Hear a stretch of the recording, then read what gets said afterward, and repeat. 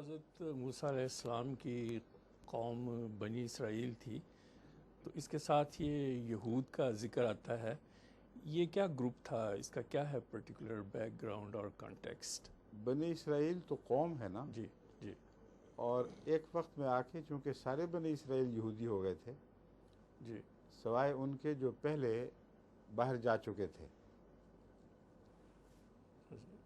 کئی وقتوں میں مختلف پرانے تاریخی طور پر بنی اسرائیل ادھر ادھر بکھرتے رہے ہیں. جی جی جی. فرعون سے پہلے بھی یہ قوم ایسی ہے جس نے سفر اختیار کیے ہیں، تو وہ اکا دکا جو ہیں ان کو چھوڑ دیں تو بالعموم جو بنی اسرائیل کہلاتے ہیں وہ سب کے سب یہودی ہو گئے تھے. اس لیے ایک وقت میں آ کر یہود یا بنی اسرائیل متبادل اصطلاحیں بن گئیں. اچھا. بنی اسرائیل قومی نقطہ نگاہ سے اور یہود مذہبی نقطہ نگاہ سے. اب جس طرح دجال کے دو چہرے ہیں، ایک سیاست کا دجال، اس کا نام رکھا گیا ہے یاجوج ماجوج، اور ایک مذہب کا دجال جس کو ویسے دجال کے نام سے یاد کیا گیا ہے.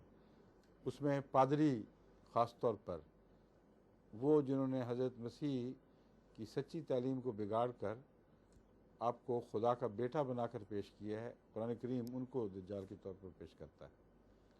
وہ آیات جو دجال کے خلاف رسول اللہ صلی اللہ علیہ وسلم نے بیان فرمائیں، سورہ کہف کی پہلی 10 پڑھ کے دیکھ لیں اور آخری 10 انہی قوموں کا ذکر ہے. اسی عقیدے کا ذکر ہے.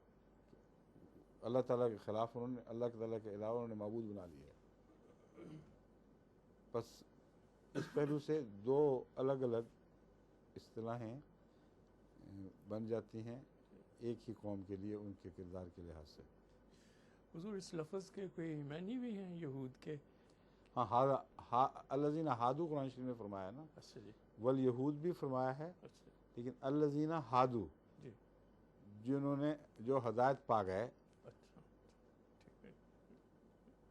یا دوسرے اس کو لفظی ترجمہ کرتے ہیں ہدایت پا. اہتداء چاہیے تھا ویسے تو. ہادا کا مطلب تو ہدایت دینا ہوتا ہے.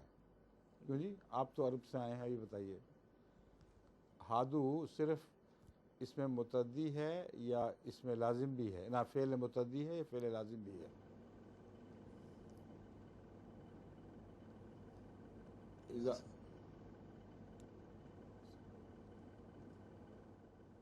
شعر ہے عربوں کا، اذا ہاد الغراب اذا کان الغراب ہاد قوم، وہاں ہاد لفظ اسم کے طور پر استعمال ہوا ہے غالباً.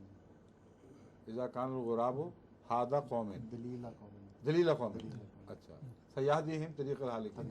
ہم سوری، میں اس کو ہادہ بھی پڑھتا رہا ہوں غلطی سے. اذا کان الغراب دلیل قوم. تو ہاد کے لفظ کے بتائیے آپ کیا جانتے ہیں؟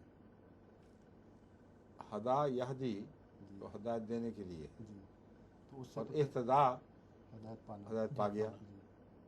تو یہاں ہادو جو ہے لفظ، اس کی آپ کیا کریں گے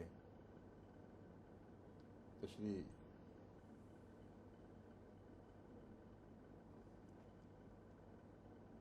ایک تو یہ بن سکتا ہے ایک کوائنڈ فعل جو ایک اصطلاح کے گرد بنا لیا جاتا ہے.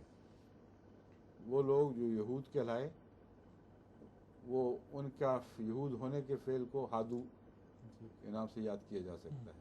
یہ بھی ممکن ہے. بعض اصطلاحیں اسی اصطلاح سے تعلق کے فعل بھی گھڑ لیتی ہیں، یعنی انسان اس طرح کرتا ہے. تو اس کی تحقیق کریں پھر مجھے بتائیں. عام طور پر تو قرآن میں یہی ترجمہ ملے گا، وہ لوگ جو ہادو ہوئے یعنی وہ لوگ جو یہودی ہوئے. دیکھیں ذرا، ہدایت پانے کے لحاظ سے غالباً ترجمہ نہیں ملتا. اچھا پھر فرمائیے. یہی بات تھی، ابھی دیکھ کے بتاتے ہیں آپ.